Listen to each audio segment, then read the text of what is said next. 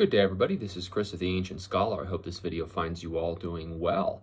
All right, so this is going to be a primer to the next video in the STEMI equivalent series of videos that I've been producing. And so this is going to lay the framework or the foundation for understanding the concept of something referred to as a posterior STEMI.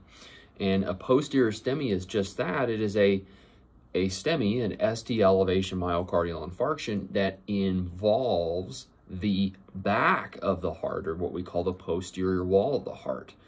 And to understand that, we need to understand the basics of coronary circulation and the main patterns of coronary circulation, if you will. So here I have a model of a heart. Hopefully everybody can see that okay. And what we're going to do is we're going to focus on the coronary arteries. And so you've got this coronary artery here that's coming down, and it is feeding the right ventricle here and the inferior aspect of the left ventricle. And this is called the RCA, or the right coronary artery. And of course, you've got the aorta right here, and this is the aortic arch. And the right and left coronary arteries come off of the root of the aorta. And in fact, the flaps of the aortic valve cover a portion of the coronary arteries during ventricular systole. And then the other major artery that you have is an artery that comes off the left side called the LCA, or the left coronary artery. And then the left coronary artery bifurcates into two major branches, something referred to as the LAD right here, the left anterior descending artery that supplies the front of the heart, what we call the anterior surface, or the anterior wall of the left ventricle, and that also includes the septum, the septal wall, which is the muscle that separates the right from the left ventricle, the interventricular septum. That is also supplied by arteries that come off of the left anterior descending. And then, so you've got the LCA up high, and then it turns into the LAD here on the front, and then it turns into the circumflex artery that goes along the side, so the left side of the heart, right, or what we call the lateral wall of the left ventricle, gets supplied by the circumflex. So you've got the RCA, LCA, LAD, and circumflex. Those are the major arteries of coronary circulation. But we really haven't talked about the posterior aspect of the heart, or the back of the heart. And how does the back of the heart get its blood? What perfuses it? Well, depends. In about 80–85% of the population, the right coronary artery here, so here's the right coronary artery, this comes down, and you can see in this little model, the right coronary artery actually wraps around and feeds into the back of the heart. And when it does that, when it wraps around, it becomes something referred to as the PDA, or the posterior descending artery. And so about 80–85% of the time, a significant portion of the posterior wall is supplied by the PDA that comes off the RCA. So when you have problems that impact the right coronary artery, there's going to be an increased risk of posterior wall myocardial infarction.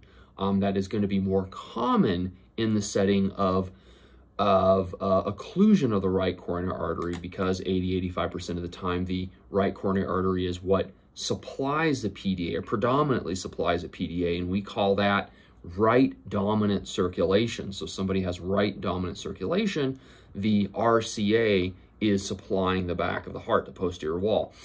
And then in about 10–15% of the population, it is the circumflex artery. So again, you've got the left coronary artery of the left main, the LCA, up here, and then it bifurcates into the LAD here, and the circumflex that wraps its way around. And in about 10 to 15% of cases, the circumflex artery, it primarily supplies perfusion to the back of the heart. And so compromise of the circumflex, or if you go up real high into the left main, you could hit the posterior wall that way. It's not as common because it's only 10 to 15% of people have what we call left dominant circulation, where the PDA is perfused or supplied by the left coronary artery, or more specifically the circumflex. That's a bifurcation of the LCA. And then in about 5–10% of the population, you have what's called codominant circulation, where both the circumflex and the right coronary artery supply significant portions of the posterior wall of the heart, and so you can get that as well, and that again is only about 5 to 10% of the time. All right, so hopefully that makes sense. Hopefully you understand that, and that should form the basis for understanding posterior wall myocardial infarction as to what perfuses it and what arteries are involved, and really what's important with posterior wall STEMI. I'll talk about it in the posterior STEMI video that's forthcoming, but you do need to understand the concept of a reciprocal change, because when you're looking at your standard 12-lead ECG, the standard 12-lead ECG does not directly look at the posterior wall, right?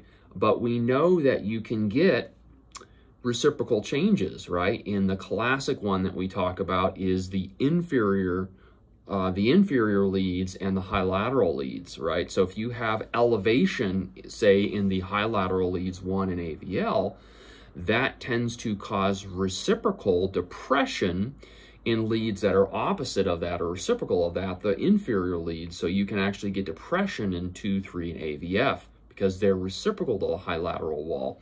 Well, it just so happens that what leads do you think would be reciprocal to the posterior wall, right? Even though we don't directly look at it, what is reciprocal to the back of the heart? Well, the front of the heart. So ECG leads that look at the front of the heart, okay, are going to be reciprocal to the posterior wall. And so if you have ST depression in leads that are reciprocal to the posterior wall, you automatically need to think about the possibility that that depression is actually a reciprocal change for a ST elevation myocardial infarction impacting the posterior wall. And those leads are leads V1, V2, and V3. And we will talk about ST depression in those leads and how that can manifest as a posterior ST elevation myocardial infarction in the next video. Again, this is just a primer to build some foundation for understanding that. All right, everyone, thank you so much. Have a great day, and we'll see you in the next video.